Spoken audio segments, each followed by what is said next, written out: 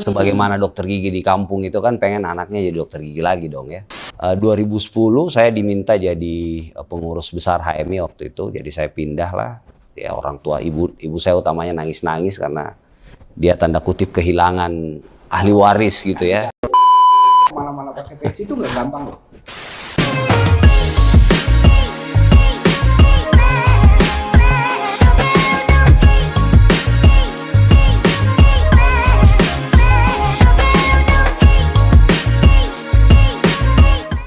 Hai, halo, JPP Talks bersama Winnie Septiana, podcast bersama jaringan Pemret Promed. Hari ini Winnie bersama dua cowok keren. Yang pertama moderator kita, Mas Hadi Suprapto. Halo Mas Hadi. Halo. Keren. Selaku Pemret Harian Haluan.com. Karena dibilang keren jadi jaim. Dan juga sekjen ya Mas ya, jaringan Pemret Promedia. Dan yang satu lagi, the special one, the one and only, nggak ada yang tahu kakak yang satu ini, kakak Arif Rosyid. Halo Mbak ini. Selamat pagi. Selamat pagi. Beliau adalah komisaris BSI. Mantan. Oh, mantan? Iya mantan. Oke, nanti. Baru diganti. Oh, baru diganti. Baru resmi. Tergusur. Oh enggak. Baik. Guys, nggak ada yang nggak tahu kan siapa Kak Arif ini. Beliau mukanya sering banget lah kita lihat di layar. Buka pasaran gitu ya. Karir politiknya terus melesat. Awalnya ketika beliau terpilih menjadi BPHMI periode PBHMI. Ya. Ketum PBHMI. Ketum PBHMI periode 2013 2015. Ya. Kemudian Direktur TKN, betul? Wakil Direktur TKN Jokowi K. Ma'ruf. Iya. Di 2019 dan 2024 ini ya naik pangkat lah jadi komandan. Waduh, komandan. Jadi tiap 5 tahun ada peningkatan karir lah ya. Jadi ini markasnya. Markasnya. Selamat datang. TKN Panta. Selamat datang. Nah, kira-kira gimana sih Mas Arif ini pandangannya untuk politisi muda di era Prabowo Gibran ke depan yang akan dilantik Oktober 2024. Nah, yang udah penasaran pasti Mas Hadi. Kayak mukanya udah mau nanya banget nih. Mas Hadi mau nanya apa sama Kak Arif? Karena dibilang keren jadi agak ini. Iya. Iya. Agak grogi. Bajunya udah. Gimana? Mas, saya ini sebenarnya lebih tertarik ke ini beberapa tahun lalu itu kita selalu bertanya-tanya siapa sih Arif Rosyid? Tiba-tiba masuk ke sini, oke lah. Masuk sini sana gitu ya. Ya sebagai ketua PBHMI 2013, oke itu itu kita tahu dari situ. Tapi apakah hanya ketua PBHMI selancar itu? Karena banyak. Ketua HMI kan 2 tahun sekali kan pemilihan. Ya. Tidak semua ketua itu bisa eksis.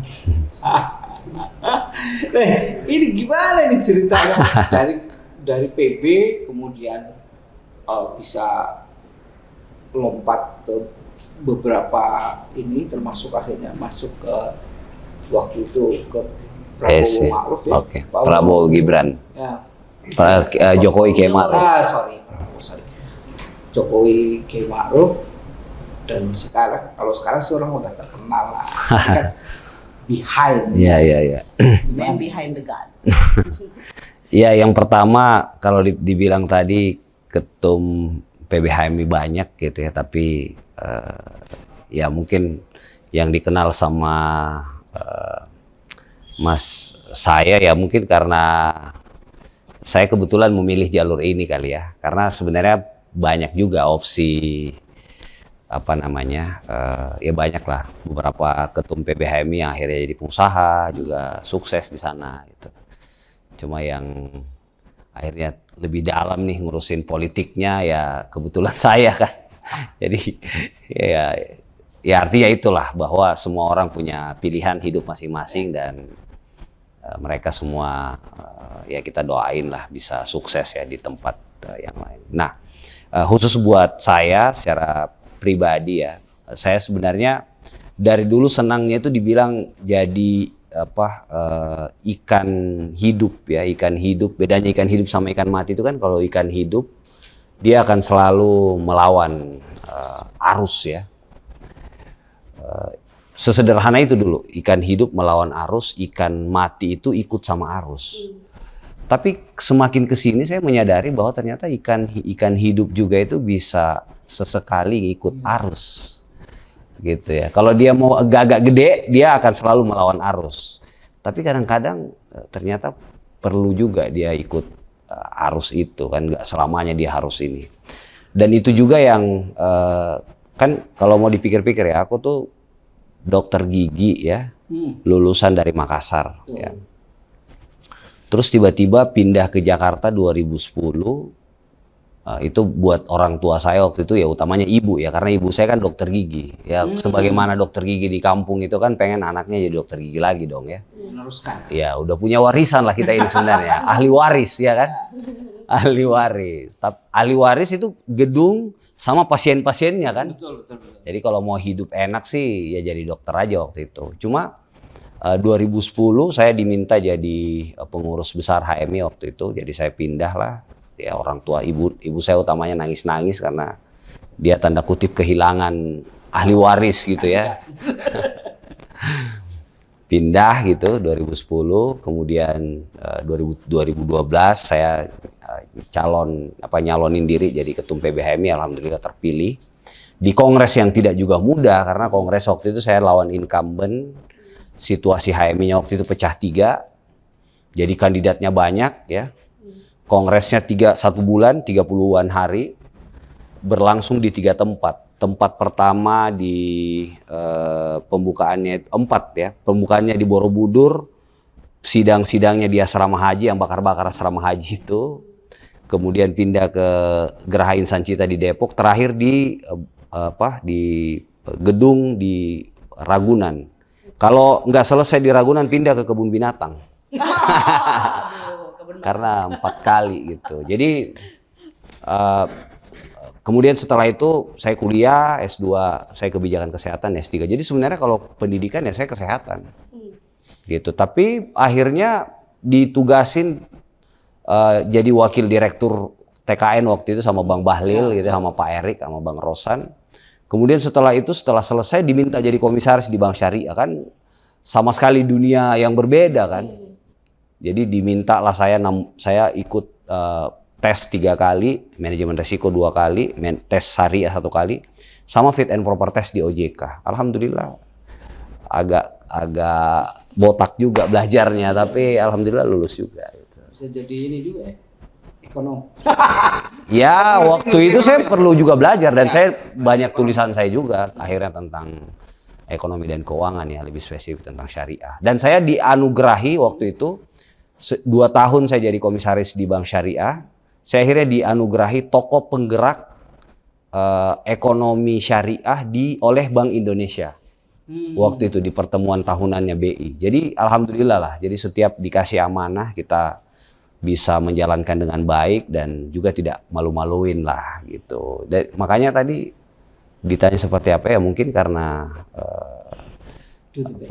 ya kita buat yang terbaik lah. Dan dulu kan guru SD kita selalu bilang rajin belajar dan rajin menabung. Jadi alhamdulillah lah. Nggak rajin berorganisasi. Belajar. Ya belajar di organisasi. Oke, apa itu yang diartikan sebagai hijrah? Saya baca ada satu artikel menarik ini di ARH. Kayak, beliau ini pengen hijrah dari seorang dokter menjadi aktivis. Okay. apa ini yang dimaksud? Iya kan, hijrah itu kan selalu ditandai dari berpindah dari keadaan yang baik ke sesuatu yang lebih baik, dari yang buruk ke baik gitu. Jadi selalu ke sesuatu yang lebih baik lah ya. Termasuk waktu saya pindah dari Makassar ke Jakarta ini kan hijrah juga kan. Jadi saya tinggalkan, mungkin kalau anak zaman now sekarang bilang keluar dari zona nyaman. Karena zona nyaman itu mematikan. Ya, dulu saya belajar itu teori kodok dalam apa itu? Tempurung. Dalam wajan Dalam itu wajan. kan, ya kan, diam tiba-tiba dinaikin suhu, matilah dia tiba-tiba. Itu yang mematikan. Dan ngomong-ngomong hijrah, ini sebenarnya pakai peci udah lama ya. Jadi ini dulu aja nih ya. Ya. Mas Adi kenapa fokusnya ke peci sih? By the way? Sudah. Ini ada sesuatu yang unik. Oke. Anak muda mau kemana-mana pakai peci itu nggak gampang loh. Iya. Istri saya itu pernah ketemu beliau Istri ya? di Grand Indonesia. Dia bilang, ayah tadi saya ketemu Bang Arif Rusdi. Dia pakai peci Oke. Di mall. di mall. Lagi nganterin anak. Nggak bawa proposal biasanya. Saya nggak tahu. Bang. Nggak, biasanya kan orang pakai peci itu Identik. identik Enggak, ya. Makanya Ya. pakai Bawa biru proposal. langit. Pakai Pakainya baju biru biru langit. Oh. Oh, oke gas. Iya. Dan itu menjelang pemilu ya. Ya. Menjelang pemilu dan beliau ini masih mau nganterin anaknya Aha. main Di playground gitu. di playground Oke. dan ikut naik kalau nggak salah. Bener Oh, nggak? iya, nah. Bener nggak? Ya, kalau ada waktu saya selalu bareng anak sih. Ya. Membagi waktu ya. Dan itu waktu itu istri saya pengen foto tapi katanya malu. Nantilah saya main ke rumahnya beliau berarti ya. Atau suaminya dulu lah. Iya. Nanti tunjukin ke istrinya. akhirnya merembet kemana-mana. Itu loh yang sudah sukses saja masih mikirin anaknya, nganter anak.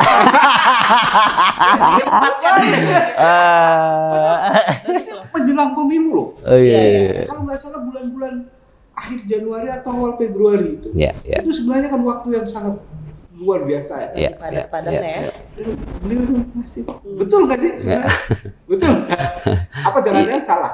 Iya, Kak. Jadi ya sesempit apapun waktu, kalau ada waktu ya tadi ya sesempit apapun itu ya selalu luangkan waktu buat keluarga lah. Apalagi anak saya 4 laki semua. Wah, luar biasa. Gitu. Itu kalau saya nggak ngurusin kecil, gedenya ditonjokin saya. Oh iya benar. Gitu. Jadi ya bagi saya satu kesuksesan juga tuh kalau kita ngurus yang sesuatu yang lebih kecil sukses gitu ya. Ya mudah-mudahan sesuatu yang lebih besarnya bisa lebih sukses. Amin. Gitu. Makanya kan keluarga ini kan miniatur sesuatu yang besar itu ya. Jadi ya saya sebisa mungkin ada waktu luang, sejam 2 jam, kadang-kadang janjiannya di mall gitu ya. Janjian di mall atau misalnya saya ada meeting ketemu orang di mall, lagi cari suara nih di mall gitu kan. Nah, ada waktu-waktu jeda 1-2 jam aku minta istri ajak anak-anak. Gitu. Aku tahu fokusnya sih.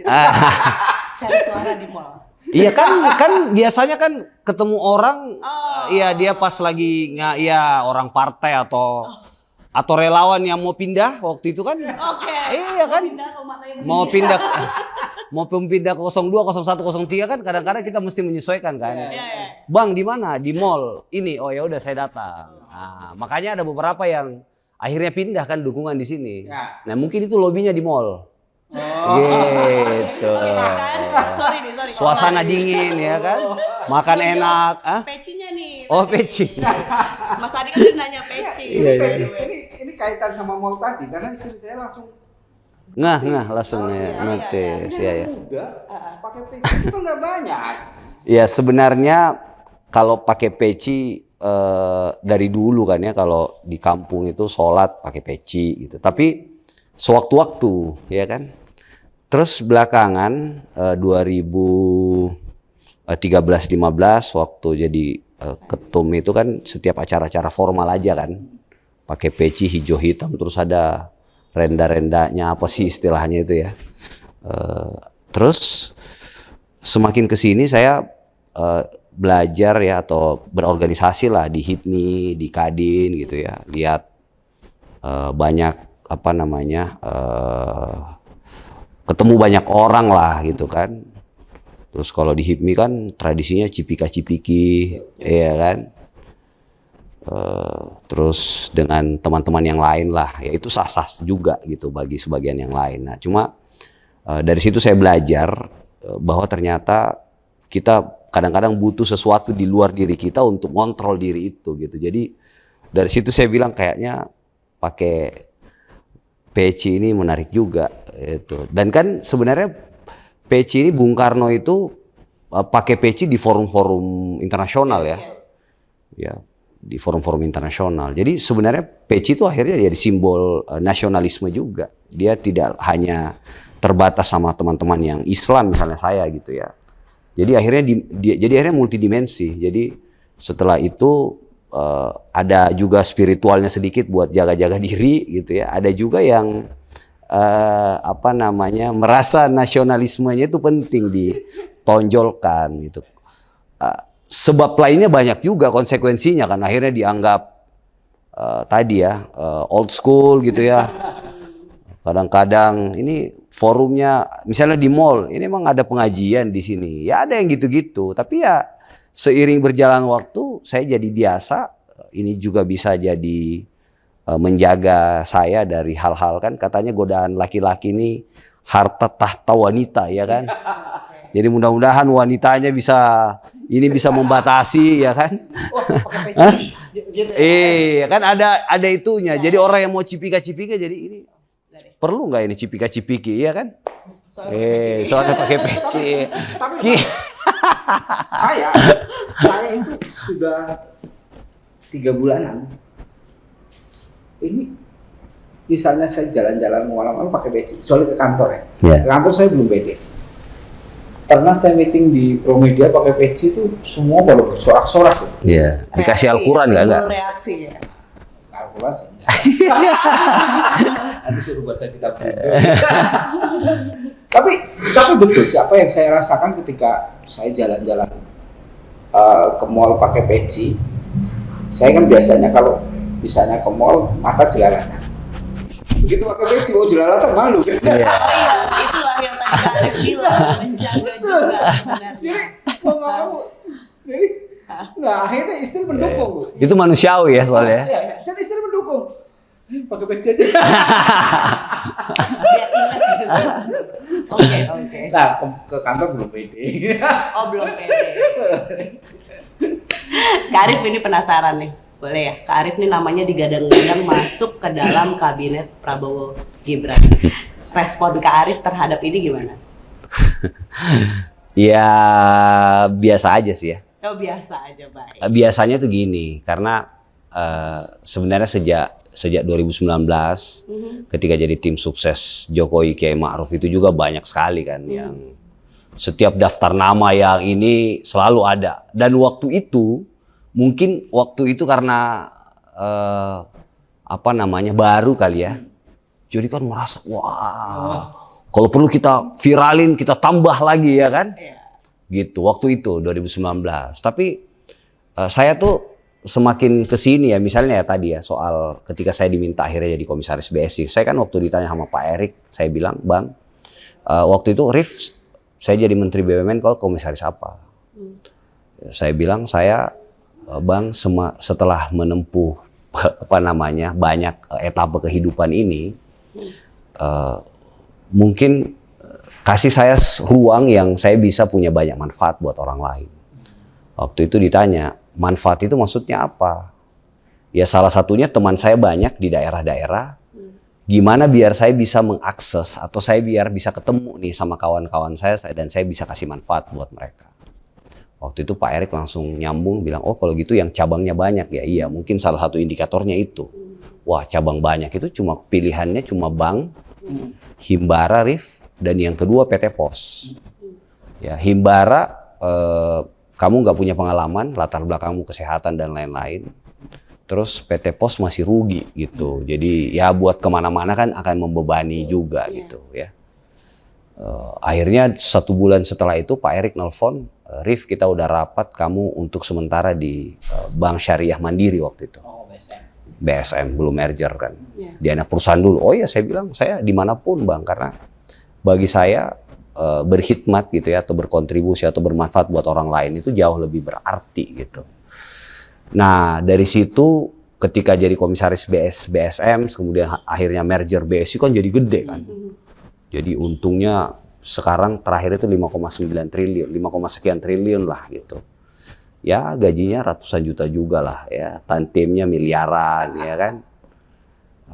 Kemudian akhirnya saya mundur jadi, itu kan juga karena ya jadi tanggung jawab saya juga kan untuk melanjutkan apa yang sudah diletakkan oleh Pak Jokowi dan pengen memenangkan Pak Prabowo dan Mas Gibran ya. Karena Pak Prabowo figur yang saya kira orang senior yang memberi ruang buat anak muda itu ada tapi tidak banyak di Indonesia ini, dan figur anak mudanya Mas Gibran ini sesuatu yang saya perjuangkan sejak 14 tahun yang lalu lah. Bagaimana mendorong bonus demografi dan pembangunan kepemudaan. Nah dari perjalanan demi perjalanan itu saya akhirnya tidak lagi punya banyak ekspektasi ya. Saya bermimpi seperti ini saja itu kan udah jauh sekali kan. Saya dulu mimpinya jadi dokter, jadi apa, terus tiba-tiba jadi seperti ini. Jadi bermimpi untuk jadi jadi kabinet aja saya ya nggak berani lah gitu ya. Ya makanya saya lakukan semuanya dengan baik saja, nothing tulus, segala macam ya biar urusan itu ya urusannya Pak Prabowo dan Mas Gibran lah. Saya juga nggak mau menjadikan diri saya beban gitu ya. Atau jadikan diri saya juga ini beban pikiran juga, saya nggak mau. Sakit ntar kita ya kan. Iya, benar. Mimpinya ketinggian terus tiba-tiba ini. Jadi ya makanya tadi akhirnya ya kadang-kadang jadi ikan hidup yang ikut arus. Gitu. Yang penting sudah mengantarkan. Ya kan, dan alhamdulillah ya Pak Prabowo kan di salah satu media internasional bilang kan setelah 3 kali berproses akhirnya menang karena kontribusi besar dari suara orang muda gitu. Jadi ya itu sebuah kebahagiaan lah buat kami yang kemarin ikut bantu gitu. Dan setelah ini menang, harapan dari seorang Arief Rashid untuk pemerintahan ke depan seperti apa sih? Sebagai wakil anak-anak muda. Ya. Nah, ini menarik. Seperti yang saya sampaikan tadi ya, saya berjuang ini sejak 14 tahun yang lalu ya. Jadi waktu itu saya mulai bicara tentang bonus demografi dan pembangunan kepemudaan itu sejak awal pindah ke Jakarta gitu. Ketemu dengan satu instansi ke instansi yang lain. Sampai akhirnya ketika saya terpilih 2013-2015, saya diundang tuh ke istana gitu. Satu-satunya organisasi yang bawa dokumen waktu itu kami nyodorin waktu itu bagaimana agar kebijakan pembangunan kepemudaan itu bisa lintas sektor. Jadi selama ini kan orang mikirnya urusan pemuda ini cuma urusan Kementerian Pemuda dan Olahraga. Padahal urusan pemuda ini lintas sektor karena jumlahnya sedemikian besar kan. 56 sekian persen lah gitu kalau kita mau tarik milenial ke bawah ya. Nah artinya apa? Mendekati orang muda ini tidak lagi menjadi beban satu pihak di Kementerian Pemuda dan Olahraga misalnya atau di Dinas Pemuda dan Olahraga, tapi ini harus menjadi tanggung jawab bersama nih. Karena jumlah semakin besar kalau tidak kita kanalisasi, itulah bonus demografi itu akan menjadi the window of disaster kan. Dia tidak menjadi the window of opportunity. Makanya ketika Pak Prabowo menggandeng Mas Gibran gitu ya, Raka Buming Raka, bagi saya ini adalah kesempatan untuk memperluas ruang buat orang-orang muda ini bisa berkontribusi buat bangsa dan negaranya. Karena tadi 50% sudah sedemikian banyak jumlahnya, kalau tidak ada representasinya, maka kebijakan-kebijakan itu juga tidak akan bisa berpihak tanda kutip kepada orang muda. Jadi sekarang yang kita dorong adalah bagaimana kepemimpinan Pak Prabowo dan Mas Gibran ini yang didukung oleh sedemikian besar orang muda, itu juga harus kebijakannya berpihak kepada orang-orang muda. Keberpihakan itu tidak mungkin ada kalau nggak ada perwakilannya atau representasinya. Makanya saya sesederhana berpikir ya, kalau presidennya 50% senior, 50% wakil presidennya orang muda, maka ke bawah-bawahnya ya syukur-syukur kalau bisa nyampe 50% juga. Misalnya kepala daerah yang paling dekat ini. Kalau nggak wali kota, gubernur, dan bupatinya muda, ya minimal wakil-wakilnya muda. Gitu. Nice. Duta besarnya misalnya yang senior-senior, minimal nanti wakil-wakilnya juga muda. Atau bahkan duta besarnya dipilih. Nah, dari situ, dari kita dorong kebijakan itu, akhirnya jadilah peraturan presiden tahun 66 tahun 2017 tentang koordinasi lintas strategis kepemudaan. Kemudian 2019, kalau kita masih ingat, ketika Pak Jokowi melantik Mas Nadiem Makarim, kan ada harapan buat orang muda. Setelah itu Mas Dito Aryo Tejo, wakil menterinya ada Mbak Anggela, ada Jerry Sambuaga, ya. Setelah itu kan staf khusus presiden milenial misalnya. Saya di BUMN, Pak Erick Thohir itu concern betul ya, 10% alokasi buat direktur komisaris buat anak muda. Jadi sekarang ini mindset elit kita sudah menuju ke sana. Nah, kita pengen memperluas lagi, menambah lah kuota itu gitu. Apalagi kan tadi kontribusinya besar. Gitu. Jadi ya mudah-mudahan kepemimpinan Prabowo Mas Gibran ini, kalau dulu Pak SBY kan pro pur, pro growth dan nah, ini mudah-mudahan ada pro youth ya. Jadi kepemimpinan atau pemerintahan yang berpihak kepada orang muda. Nah, ini anak-anak muda, terutama untuk yang kuliah, itu menurut Bang ARH, apa sih yang harus dilakukan supaya bisa ikut memanfaatkan bonus demografi itu? Karena selama ini kan kalau kita lihat, ya tidak sedikit juga orang-orang yang hanya leha-leha scroll TikTok berjam-jam, mager. Ya betul. Nah, ini seperti apa nanti kira-kira anak-anak muda yang bisa? Ya, jadi memang kalau kita lihat di survei Kompas terakhir itu kan dari tahun sebelumnya 22% lulusan kuliah dan SMK itu bisa diterima ke lapangan kerja, ini cuma 22% loh. Jadi dari 100 orang yang lulus, cuma 22 orang yang diterima kerja. Nah, ternyata tahun kemarin 2022-2023 itu tinggal 13% loh. Ya, turun ya. Gitu, semakin turun. Jadi artinya apa? Memang jumlah besar kalau tidak berhasil kita maintain ini akan menjadi tadi the window of disaster. Kita nggak akan dapat peluang bonus demografi sebagaimana momentum ya yang datang sekali dalam seumur hidup bangsa ini. Sehingga menurut saya anak-anak muda yang pertama ya tentu harus belajar dimanapun dia berada ya. Kan dulu kita diajarin tuh semua sekolah, semua tempat adalah sekolah, semua orang adalah guru ya. Jadi belajar dimanapun, oleh siapapun, kapanpun gitu ya, dengan beragam. Tentu belajar itu mengambil kebaikannya dan meninggalkan keburukannya ya. Banyak juga orang yang belajar semua ditelan mentah-mentah ya. Jadi baik buruknya semua ditelan gitu, nggak boleh juga. Kita harus pandai memilah. Yang kedua, saya kira yang paling penting juga adalah bagaimana membuka atau memperluas jaringan seluas-luasnya. Karena saya di titik ini merasa betul bahwa jaringan itu segalanya. Makanya waktu begitu hijrah ke Jakarta, saya punya satu catatan yang tidak pernah saya lupa, bahwa saya harus ketemu 10-15 orang berbeda setiap hari. Jadi bayangkan Jakarta yang macet ini, waktu itu belum ada Gojek gitu ya, harus ketemu 10-15 orang tiap hari. Gitu. Itu di things to do list gitu? Betul. Wow. Jadi ketemu segala macam. Nah, ada jaringan. Akhirnya setelah membuka jaringan, yang terakhir mungkin yang penting juga buat anak-anak muda itu kita harus selalu menanam kebaikan sebanyak-banyak dan seluas-luasnya. Karena menanam kebaikan ini kita juga yang pasti akan menuai itu. Nice. Gitu. Jadi ya menurutku 3 hal itu ya. Jadi belajar, yang kedua memperluas silaturahim ya atau membuka jaringan. Yang ketiga ya kita perlu menanam semakin banyak kebaikan. Karena seperti saya ini, akhirnya saya lamar kerja itu nggak pernah pakai ijazah kan. Bahkan dilamar gitu, mau ini mau itu. Setelah saya selesai kemarin mundur jadi komisaris kan, tawaran itu datang lagi, tawaran dari sini dari sana. Jadi cukup dari namanya. Bukan ya dari klinik. apa? Bukan dari klinik kan? Ah itu kalau itu lain lagi tuh, usaha. Jadi orang hampir tiap hari datang ke sini pengen kerjasama usaha sama kita. Jadi ya alhamdulillah lah. Wow, luar biasa. Sebagai kaum muda nih, padahal udah gak muda itu lagi. Sebenarnya catatan terakhir itu yang paling menarik. Iya. Karena betul anak-anak muda sekarang ini kadang-kadang kurang agak khawatir gitu ya. Kalau saya berbuat baik nanti dampaknya buat orang lain. Padahal nggak ada itu. Kita yang nanam, kita yang tua. Overthinking sendiri sih mereka biasa. Overthinking. Gensi banget ini. jaringan adalah segalanya. Nice. Nah, Dapat banget nggak sih podcast hari ini? Thank you ya. Kak daging. Mudah-mudahan daging semua. Ya, Aduh. tulang dikit ada lah, biar jadi konro. Oke, Mas Adi. Thank you. Bye. Bye dulu boleh. Oh, bye.